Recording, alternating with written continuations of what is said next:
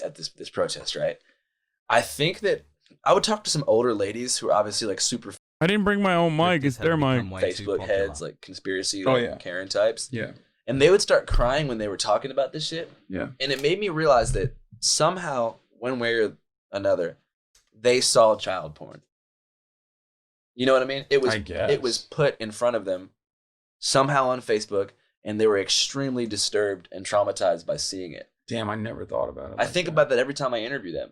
Something about the way that they start crying, I can tell that they didn't grow up on 4chan or seeing disturbing imagery. Like, I've seen all the craziest gore videos growing up. Yeah, I mean, I grew up on, what's it called? Like, I mean, the Live Leak stuff. Me too. I've seen like a million executions. I've seen every ISIS video. Yeah, exactly. I've seen every snuff film there is. 3 Guys, 1 Hammer. Oh, yeah. I could go on about all the people I've seen murdered on camera. Yeah, but it's pretty crazy. It's fucked up. And like, I feel like a lot of these people, older, Facebook. I've never seen child porn. I've never seen it either. Yeah, except for Cuties, apparently. I mean, I didn't even watch it, which is pretty funny that they all had. But I think someone is planting imagery in their feed to make them so upset that they need to get to the bottom of something that they're witnessing.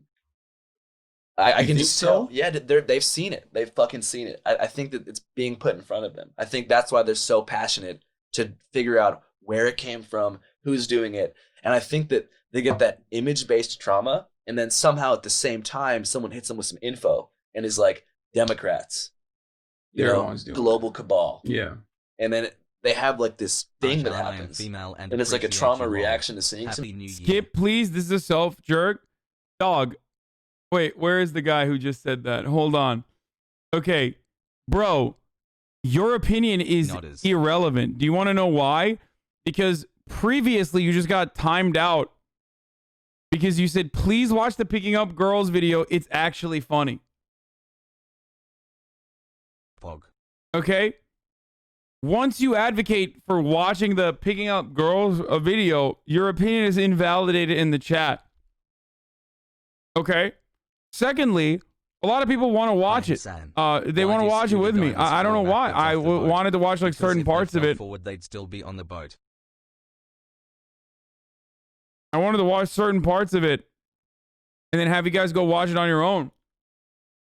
Taking us away from traditional Western values and destroy Western civilization, and also open up our borders so that black and brown people can come in and repopulate the country and do white genocide. That's what they call it. This is the concept of white genocide, right?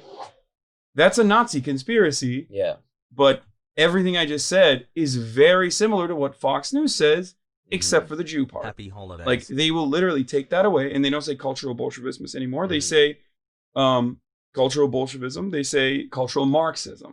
So that's the substitute for it. They say Democrats are for open borders. They don't say Jews are for open borders. I heard Sean Hannity say the word deep state the other day. Yeah. They're saying that shit. That sounds like they're saying Jews. I mean, I don't know. I think with Israel being so far right under Bibi Netanyahu for multiple generations at this point, and having like a, I guess, common enemy with what the Western world would consider the common enemy, Muslims. They don't really they don't do that as much anymore. That's like real hot. Like, you got to be like straight up Nazi, not just like a regular racist. They just like literally tie it all back to Jews. There's a difference between the alt-right and alt-right. The alt-right is like saying exactly the same things that the alt-right is saying, but then the alt-right is on top of that saying, oh, it's because of the Jews. So that being said, what do you think about the mass deplatforming of people on the right from Twitter and YouTube? You should go to your interviews and dress/act like right now. Maybe that's not so easy though. What do you mean, like right now as I am currently, or as I am in the interview? I'm so confused. I think it's a dangerous precedent for sure. Like, I see that, especially because whenever they take down far right content creators, they immediately turn the crosshairs over to the left as well. So, as someone who has been deplatformed before by the right, every 2 days as he for certain things that I've said, I know what that fear is like, and I totally get that. And it's not like neoliberals are very fond of leftists or socialists either, but also the harm is just too great. It's far too great. Like the harm done by people who purposely spread misinformation is far too great. And I say this as someone who loves consuming this shit. I consume it nonstop. I find it really funny. I find it hilarious. I find it entertaining. It's more entertaining than any number of like liberal comedy writers. Then we talk about my 821 takes. To go and get fucked up and come back and not be able to. The veterans I talk about, I'm gonna skip that part. But in the beginning, they definitely gave me a really comfortable upbringing, affluent upbringing. But at some point, my dad was like, I don't know why he did this. He was like, I'm going to take you out of private school. I'm going to put you in public school. And I think it was in 3rd grade. And I was like, okay, I guess. But like public school in America is one thing, very different than public school in Turkey. Like better or worse in Turkey? Oh, like, I mean, depending on what area you're in and stuff, but like, no. Like you were in Istanbul? No, I was in Ankara at this point. I had moved from Istanbul to Ankara. But like public school and this was still a relatively nice neighborhood, but like public school is public school. You have to fight kids on the yard? Yes. Oh, is that why you started lifting? No, I was a chubby kid until like college. For real? Yeah, I was really fat until college. How fat were you in high school? Pretty porkly. I get bullied. Me too, bro. I'll pull up a picture. We'll pull up a picture. I had like the braces. I'd wear like giant big horse polos and like. Oh my god! I was like I didn't have drip like that either. What was your swag like back when you were like porked out? We had to wear uniforms anyway. Okay, cool. But yeah, I went to public school and they literally like I was going to school with, the gardener's son all of a sudden. And that's when I realized, like, oh shit, like not everybody lives the way that I live. What the fuck? This is crazy.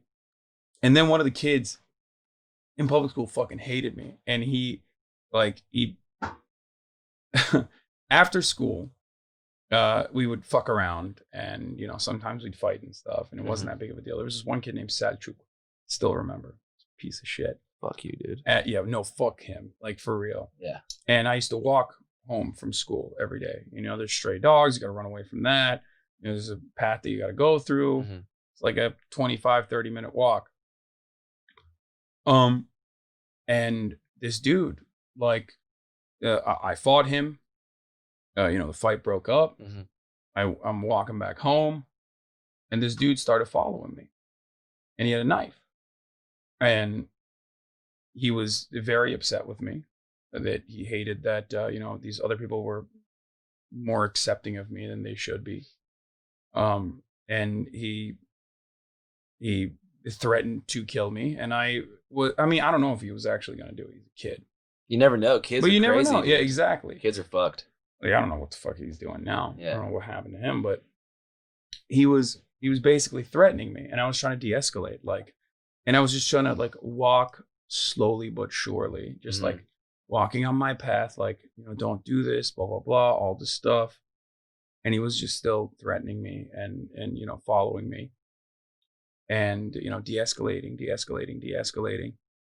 And luckily my mom was waiting outside because she was worried. She was like, what the fuck? You're not home yet. You're supposed to be home. And she yelled at him and he ran away. What'd she yell at him? I don't remember what she said. She was like, what are you doing? Where are you, Hasan? I don't even think she fully understood what was going on. She was like, what are you doing? Why are you so late? She was yelling at me. And then he ran away. The next day we went to school. The principal and everyone knew. The principal pulled him in front of everyone, in front of the school, because he did that. And he pulled his ear in front of everyone. This is we did corporal punishment in school quite frequently when I was growing up. Pulled him in front of every single person in school and made him cry and apologize to me. I should probably be a little bit more traumatized by that. And now that I think about it. But anyway, the reason. Which part, getting followed or seeing your bully cry? No. Not to see my bully cry. That was fucking awesome. That sounds tight. It's the opposite of traumatizing. Yeah, no, that was sick. Yeah. Maybe that's why I wasn't traumatized. Yeah. No, the knife part. But but that is where I truly understood, or at least saw the consequences of economic inequality. That was when I started developing my opinions. But yeah, that's where it started in like middle school. Went back to private school, was bullied a lot there too, but this time by rich kids for being weird and playing Defense of the Ancients and I don't know what the fuck was wrong with my voice. I think the microphone heightens it though. But yeah, it is just like my voice is noticeably bad here. But it was early in the morning too. Is that a video game? Dota. It's a MOBA game. Old game. It doesn't even exist anymore. There's like a second version of it. I never even played it. And I used to draw. I used to draw like crazy. I love drawing. So that's all I would do is just like fucking sit by myself and draw for hours. And I think that's it. That's where I saw the differences in people's backgrounds and the consequences of economic inequality, like the way that they live in comparison to the way that some of these other kids that I went to high school with in private school, the way that they lived is really crazy. Yeah. And so whenever you got to the US, like how did you apply that economic inequality that you learned in Turkey to the framework of American society? Well, in America, there's a lot of economic inequality too, but it's nothing like Turkey. It's worse out there? Yeah, of course. It's pretty fucking bad here too, though, bro. It's pretty bad here, but like even like if we're talking about middle class or like lower middle class, like working poor, like even like retail employees and stuff here, like still have it relatively better off than in Turkey, depending on what part of the country you're living in, because it's still developing. It's not as like you don't have that same base level.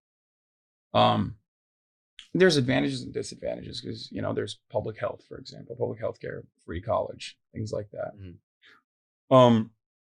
But like I said, it's still a developing country. But the way I applied it here is, again, I went from University of Miami, being surrounded by rich kids, to a state school at Rutgers, which is still pretty fucking expensive, regardless, because college is really expensive. But I think that again further solidified the disdain I had for like really rich kids. Yeah, for sure. Maybe. So at what point did you start, I guess, commentating? I started after college. Okay. Like I started after college. I didn't even start with. Have any of those kids you grew up with reach out to you? No, fuck no, dude. I don't even know how they would reach out to me. How the fuck would they be able to reach out to me? How are they gonna reach out to me in America? Like, there's just there's no fucking way. With commentary at all. I was doing advertisement sales. Like the Young Turks needed someone to do direct We meet sales. Again, Piker? They'd never had one. And did your uncle hook that up for you? Yeah, I mean, it was a tiny YouTube. It was like a 26-person YouTube channel. Right. You know what I mean? It wasn't robust media operation that people think it is. It's not like it was given. UM is a private school, not a state school? Yeah, I know. I mentioned that. But I didn't. I went to UM and then I switched over from a private school to a state school when I went to Rutgers. Me a job at CNN.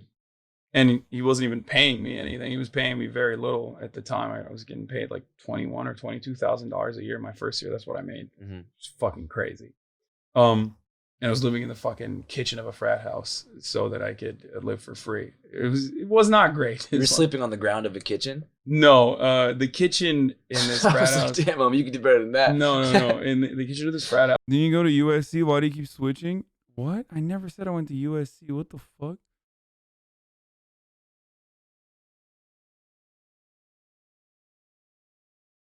Actually, no.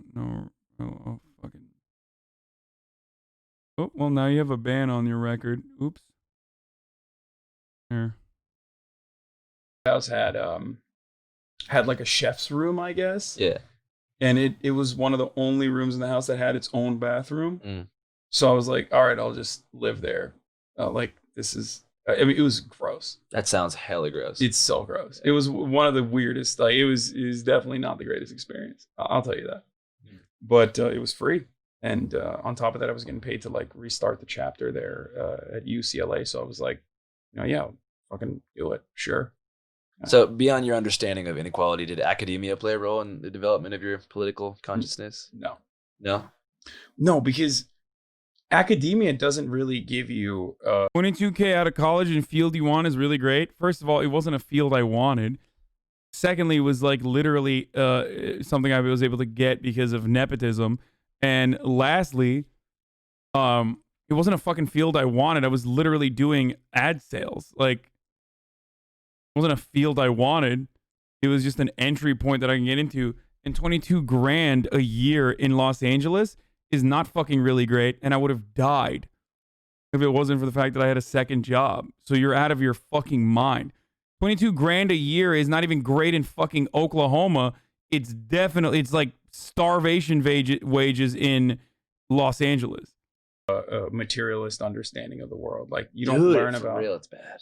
You don't learn about like Marxism at all. It's completely outside of like mainstream economics, and it's on purpose, I think. So it's unless you like literally purposely go into it, because you started maybe watching me and you were like, oh, this is interesting. Like I want to do more and like learn about this more. And there's like very few like famous Marxist economists in American universities anyway. Why don't you just move from LA? Dude, why are people so fucking stupid? First of all, clearly I'm glad that I didn't move from LA because I'm doing fine for myself. And secondly, like, what do you mean? Why don't you just move? Like, what take is this? I already moved to LA. I can't just be like, all right, time to move again. Like, it's so fucking stupid. Which is, of course, ironic because, like, you know, Republicans always say, like, colleges are making you gay, and Marxists, like... Making you gay? Like, you know, I'm exaggerating. So what is the Marxist economic model, for those who don't know? What is the Marxist economic model? You're asking me to describe dialectical materialism? Yeah, definitely. Okay. So the way that societies develop are developed around a mode of production. Like our culture and everything, our understanding is developed around the way we produce things, the way we produce commodities. Okay? And under capitalism, we produce commodities in the way that there are workers, and then there are those who own capital. I'm being really reductive here. There's an inherent contradiction within capitalism, however, the capitalist organization of the economy. That inherent contradiction can be explained as easily as this. If you've ever worked in a retail job, or if you've ever worked a job at all. I used to work at Yogurtland. Okay, perfect. So when you worked at Yogurtland, it just sucked. You wanted to work the least amount of hours for the most amount of pay. Like that's what your self-interest is. Yeah, I was getting free samples the whole time too. Yeah. But you want to work the least amount of hours for the most amount of pay, right? Yes. But your boss, the Mr. Yogurtland, CEO of Yogurtland, okay, or your manager who's expressing the interests of your boss at the time, wanted you to work the most amount of hours for the least amount of pay, like as little as they can pay you. Right? That is the inherent contradiction that exists under capitalism, under the capitalist organization of the economy. And unfortunately, because of the way profit works, which dictates that... Yes, I'm wearing a Justin Bieber shirt. Shut up. All of your labor, the surplus value of your labor that you give to the company is considered profit. And that profit is accumulating at the top always. So wealth gets accumulated at the top. So those who want you to work the most amount of hours with the least amount of pay end up having all of the power and all of the money. So what do they do with that profit? They go out and they build institutions, they build colleges, they build media, they build everything. They build police forces, and they build governments and politicians. And they normalize this organization of the economy. And that's why it sounds crazy when I describe that a different way could be possible. A more democratized workplace could be possible. It's so normalized that you never even consider how authoritarian your workplace is.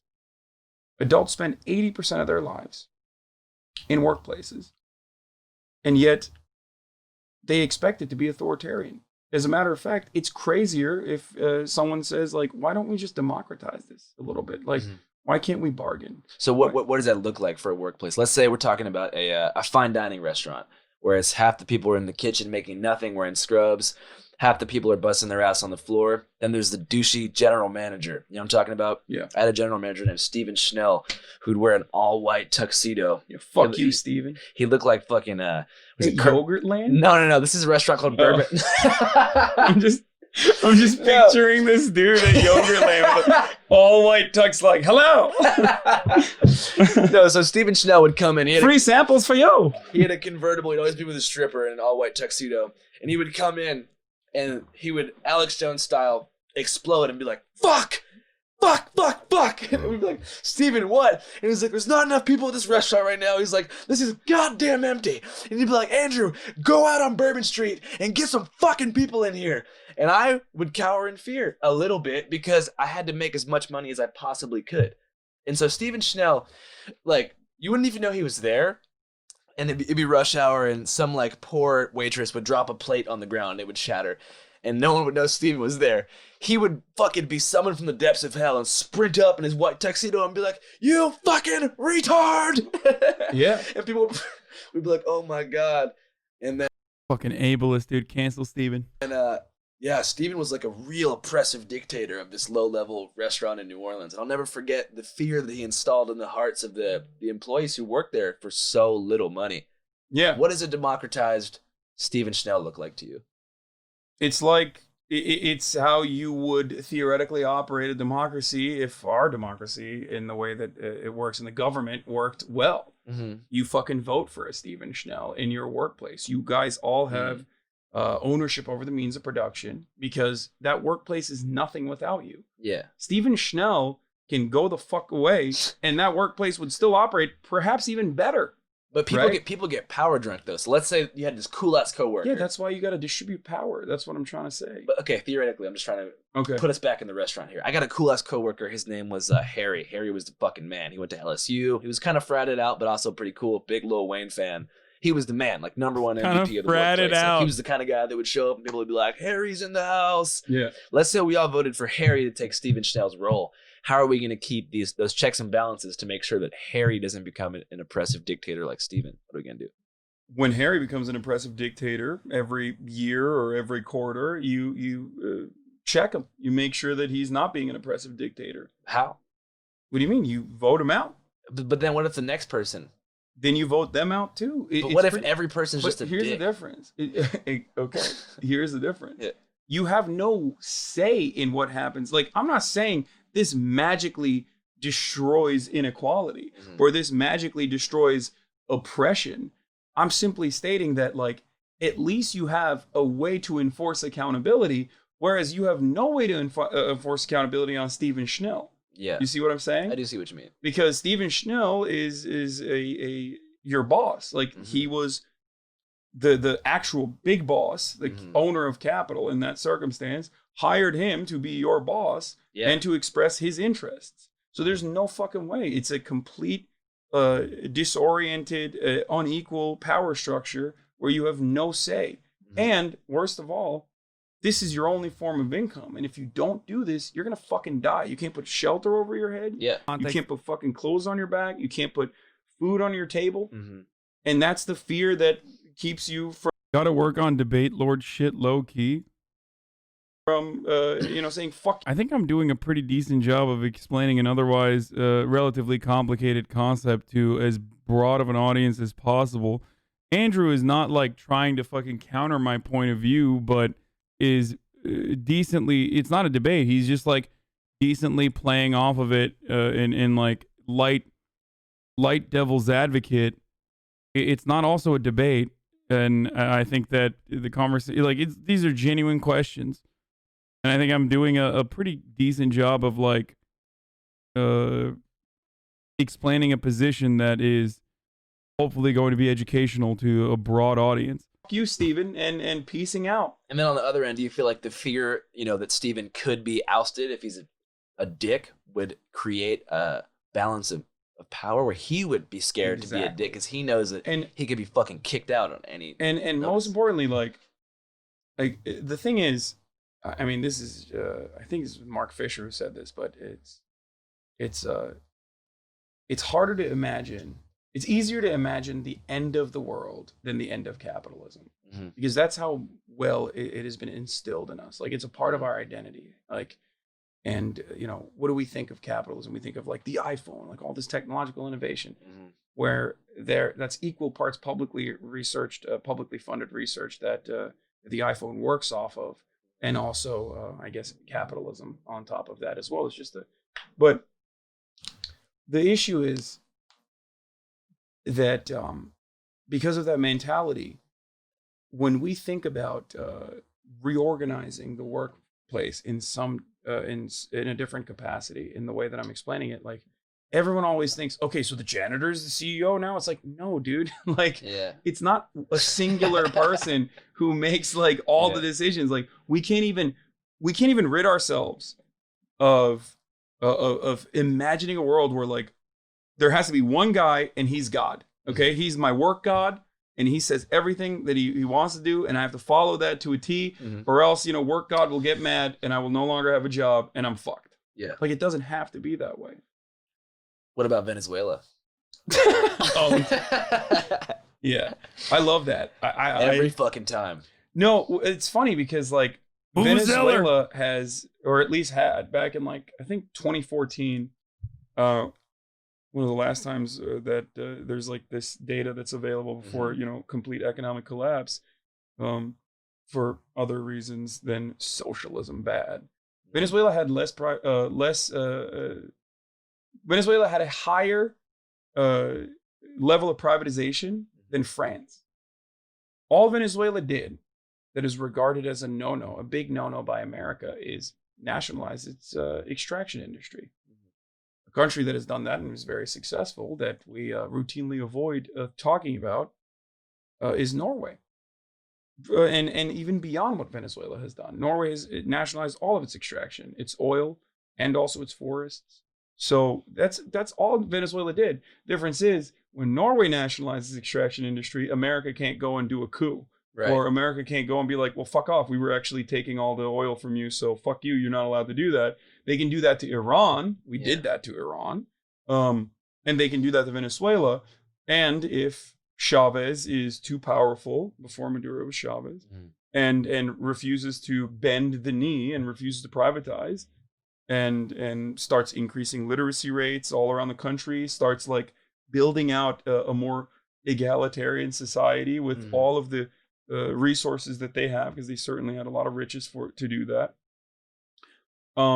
And because of that, he's too popular. Then you just say, all right, fuck you. You guys are terrorists. We're shutting you out from the global marketplace. And that's exactly what they did. They tried to kill him multiple times, and also put sanctions on Venezuela, and made it so that anyone who touches them, or anyone who even does business with them, will see the long dick of the law.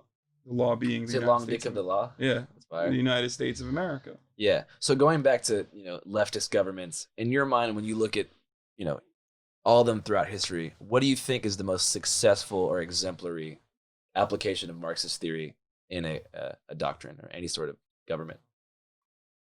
I don't think there is one, if we're being honest. I think that there hasn't ever been a purely capitalist society, and I think there hasn't been a purely socialist or Marxist society either. I guess maybe Cuba, but again, it's not exactly a beacon of health and prosperity because of the same things that I just mentioned with Venezuela.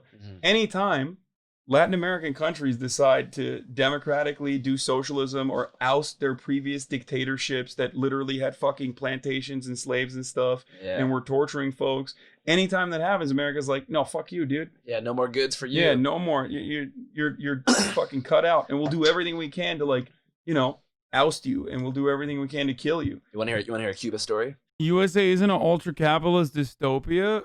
Wait. What do you mean? There has never been like a full capitalist fucking what application of Austrian economics has ever fucking worked in the United States? Like, there is no, that's not a real thing. Like, it would destroy the country, by the way. It would destroy any country that tried to be fully capitalist. Like, I didn't realize that we were living in Ancapistan. My bad.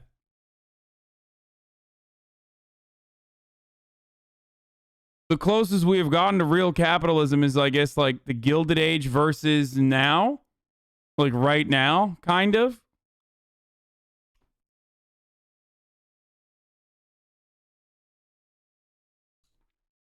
Real capitalism is when child labor. And the more child labor there is, the more real capitalism there is. Right, So whenever I was 20, I was living in New Orleans, right? And I just got done with my sophomore year of college. I wanted to go somewhere like really bad. I wanted to go anywhere. So I want to get away from Steve as quickly as Steven Schnell, yeah. I wanted to get away from him. And I was like, I want to go somewhere like sick. So I booked this $300 one-way ticket to Havana, Cuba. I had to go to Miami, then to Havana. I pull up with a credit card. I thought that I could be able to use it there. No, I was by myself and very unprepared.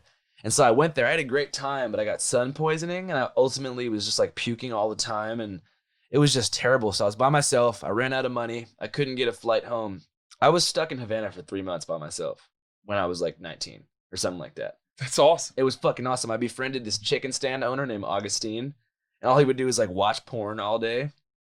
And I would just like, awesome. We'd eat fried chicken and wait, just how the watch fuck did he watch porn? Oh, like they have internet out there. Well, I know they have internet, but like it's limited, isn't it? You can go to these places called Wi-Fi parks in the city. You know about this shit? It's usually like run by like Nigerian fools. Somehow I don't know how that's happening, but you go up there and you go Wi-Fi. You give them $5. They give you a code. You got to stand by a tree where they have hidden Wi-Fi. You sit there. You get to use it.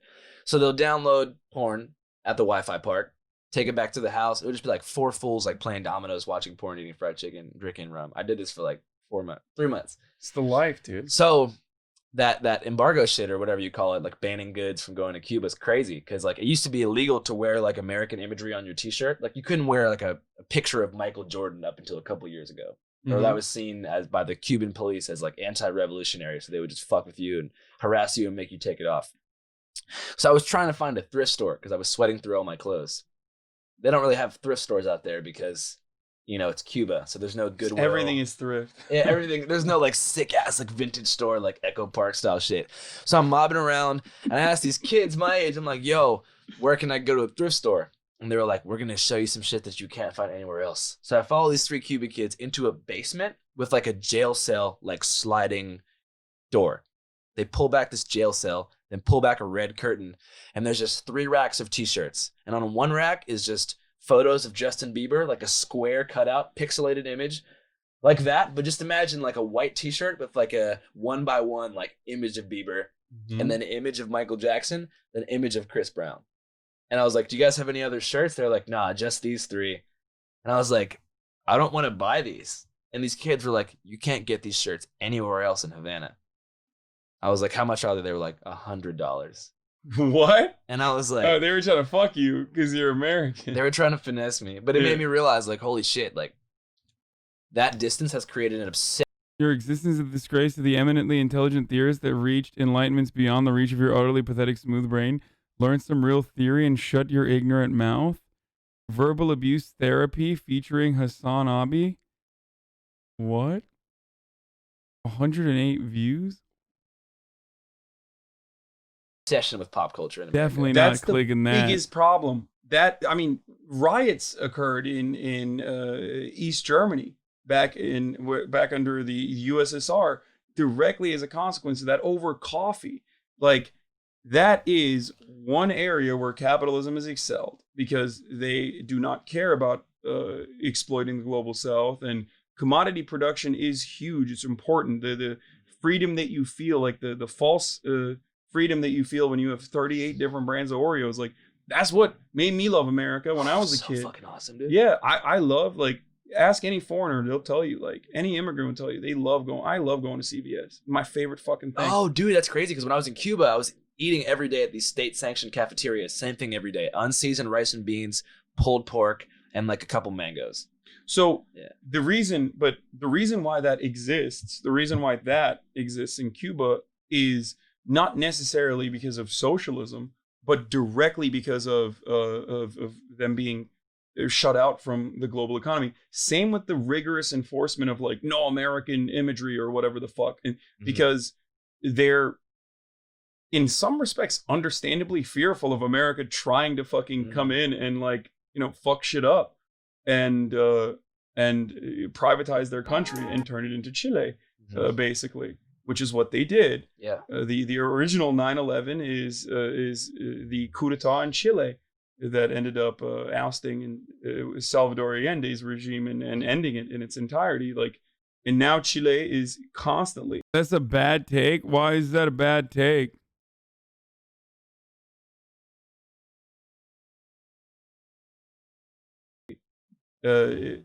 Constantly struggling and pushing back. They just had a referendum on their constitution to change it. Going to the grocery store in America is fucking amazing. I've only been to America twice, and I still dream about Target. Absolutely, brother. Dude, these American leftists will never understand. American leftists will never understand that shit. Do you feel me? American leftists do not understand what it's like to come to America and like fucking see like 40 different brands of Oreos, dude. That shit is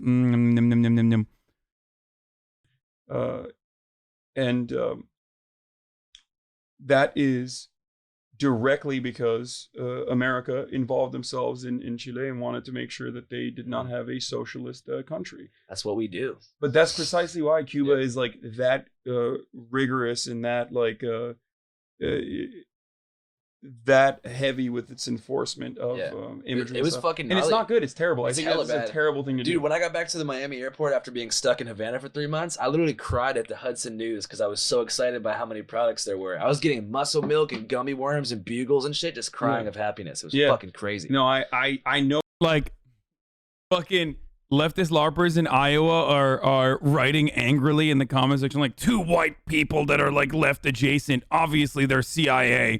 Talking about muscle milk. Oh, it's okay to exploit the global south so you can get your fucking muscle milk, right? I hate you. Know what that's, I mean, Turkey's not like Cuba, obviously, at all, but we don't have that same we did not, when I was growing up, have that same diversity of products. So, like, I loved them. Like, one of my fondest memories is just, like, I spent a lot of, when I would come here to America in the summers and whatnot, I would just spend my entire summer at Borders. Back when it existed. Oh, that shit was dope. Yeah, reading comic books. I was like, this is free. Like, there's so many comic books that I can read for free. Yeah. I mean, it wasn't free, but I was just like sitting there and reading it all day and drinking Seattle's best insane, like 1,000-calorie frappuccinos. And something that I always remember is like, something that I always cherish as a memory is like going to the Walgreens with my grandfather on Sundays when he would get the paper. And I would get these bottled Starbucks Frappuccinos. You know what I'm talking about? Hell yeah. Yeah. Like, that did not exist in Turkey. Starbucks was... Dude, Redbubble has the weirdest shit, dude. Hasan Piker mouth mask? What the fuck? Dude, oh my God, that's so nasty. Not even in Turkey at the time. So I was like, this is the greatest thing. This is the most incredible thing. And yeah, that's really impactful. Like, I think that whatever system inevitably it's an interesting thing because there's an equal amount of brands just about. It's just that there's each brand sells 50 different products. Yeah, I agree. I know, I mentioned that already. I don't think capitalism can continue for as long as it did, and it hasn't been that long since we had capitalism, right? Whatever system that takes its place is going to definitely not, it cannot undermine the very human need for Starbucks Frappuccinos and diversity of products. We fucking love goods. Yeah, I do. I mean, that's the whole point. Like, it's true. There is a reason why these people are fucking sitting outside of Applebee's with their AR-15s, right? Like, there's a reason why they were losing their minds, like saying, like, no, we got to reopen the economy, brother. I got to get a haircut. Like, what the fuck are you doing? Like, you know, in Michigan and shit. Liberate Michigan, because that's the only thing they have. Because if we are all basically like fucking feudal peasants, even though we are the labor aristocracy in comparison to like a child laborer in Indonesia, we still, with respect to the rest of America or even the rest of the Western world, like don't really have it all that great. There's constant economic anxiety, fear of like your future. You might lose alienation from your labor, you know, working under dipshits like Steven and all of that. Like, that's a daily part of your life. That's a natural occurrence. So the only escape that you have from that is, the only thing that makes it worth it in your eyes and in the eyes of many people is going to fucking Applebee's and eating, you know, $5 jalapeno poppers. Do you like Applebee's? Yeah, I mean, it's all right. What about Cracker Barrel? All of that's good. Everything is good to me. Like, American food in that way is so crazy to me. Do you like applesauce? No. Oh man, I love it. I don't like applesauce. Cracker I don't like Barrel's the only cranberry. I don't like cranberry either on Thanksgiving. Oh, today's Thanksgiving. Yeah. What are your thoughts on Thanksgiving? I like it as a foreigner point of view. I like. I think Americans have really cool holidays. Like Thanksgiving's history is, of course, horrific and whitewashing indigenous genocide, but like the way that Thanksgiving is expressed, I guess, or is experienced by so many people is great. You get together with your family and you eat some very weird food. For me, it's really weird. You're eating turkey with like this thing called stuffing, which looks horrible, but it tastes really fucking good. Yeah. And like, mashed potatoes and gravy and shit. Like that's dope. Do you not like eating? I didn't watch the whole thing on stream. I watched like parts of it. I skipped through the beginning. You guys can go watch the whole thing. It's really good. Turkey because you're from there? Yeah. No, I think it's just mid. Turkey is just so overrated. It's not good. I eat chicken every day. I eat 1.5 pounds of chicken every day. What? Yeah. Damn, fool. That's why you're so fucking muscular. I guess. Any closing thoughts for the world right now? I don't know. I hope this wasn't boring, man. We talked for a while. No, this shit was tight, dude. Yeah. Not to mention, this is a smart podcast. So the people tuning into us right now are automatically genius.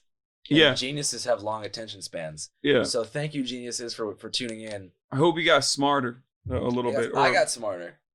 I just want to change people's outlooks as best as I can and show them a different way of thinking that they probably have not been privy to before. Same here, bro. Yeah. Shit. Thanks for having me, man. Thanks for coming on. Hopefully we can do it again. Patreon has the full thing, but the full video, the 1 hour and 26 minutes, you can watch at this link as well. Go show some love to it, Andrew's the man. Obviously, this is his podcast, Break Check Podcast. You can listen to it while you're, I don't know, while you're at the... That anyway, but... Yeah. Is he the green screen? No, the green screen is on the walls.